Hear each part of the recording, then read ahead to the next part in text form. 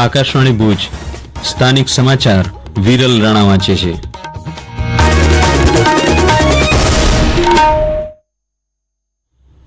નમસ્કાર. દેશમાં લોકસભા ચૂંટણીના 18મા જંગ માટે એલાન થયું છે. લોકસભાની 543 બેઠકો માટે 7 તબક્કામાં મતદાન હાથ ધરાશે. 19મી એપ્રિલે પ્રથમ તબક્કામાં 102 બેઠકો માટે મતદાન થશે. 26મી એપ્રિલે બીજા તબક્કામાં 89 બેઠકો, 7મી મે ત્રીજા તબક્કામાં 94 બેઠકો, 13મી મે ચોથા તબક્કામાં 96 બેઠકો, 20મી મે પાંચમા તબક્કામાં 49 બેઠકો, 25મી મે છઠ્ઠા તબક્કામાં 57 બેઠક અને 7મા અંતિમ તબક્કામાં 1 જૂને 57 બેઠકો પર મતદાન થશે. બધી જ બેઠકોની મતગણતરી 4 જૂનના હાથ ધરાશે. દરમિયાન ગુજરાતમાં ત્રીજા તબક્કામાં 26 લોકસભા બેઠકો પર એક જ દિવસે 7મી મે મતદાન થશે અને 4 જૂને મતગણતરી થશે.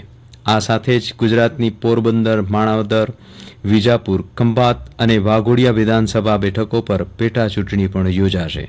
ગુજરાતમાં ચૂંટણીનું જાહેરનામું 12મી એપ્રિલે બહાર પડશે. 19મી સુધી ઉમેદવારી નોંધાવી શકાશે.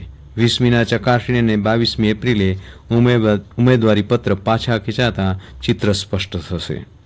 રાજ્ય સરકારે આત્મનિર્ભર ભારત અને મેક ઇન ઇન્ડિયા પહેલને વધુ વેગવાન બનાવવાના ધ્યેય સાથે ગુજરાત ખરીદ નીતિ 2024 જાહેર કરી છે. આ નવી નીતિ આગામી 1 એપ્રિલથી અમલમાં આવશે.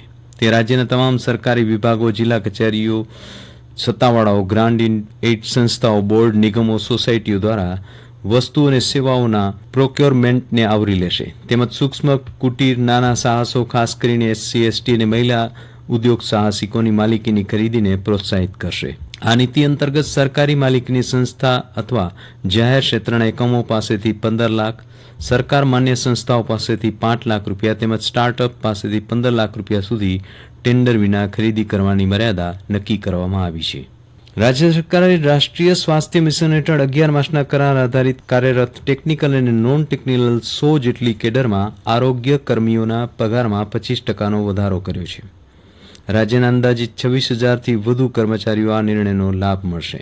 11 મહિનાનો કરાર પૂર્ણ થતાં પુનઃ નિમણૂક વખતે આરોગ્ય કર્મચારીઓને 5% વધારો આપવામાં આવશે. આ વધારો 1 માર્ચ 2024થી અમલમાં ગણાશે. રાજ્ય સરકારે ગુજરાત હાઉસિંગ બોર્ડ તથા સ્લમ ક્લિયરન્સ સેલની યોજનાઓમાં 100% પેનલ્ટી માફીની મુદત આગામી 30 સપ્ટેમ્બર સુધી લંબાવવાનો નિર્ણય કર્યો છે.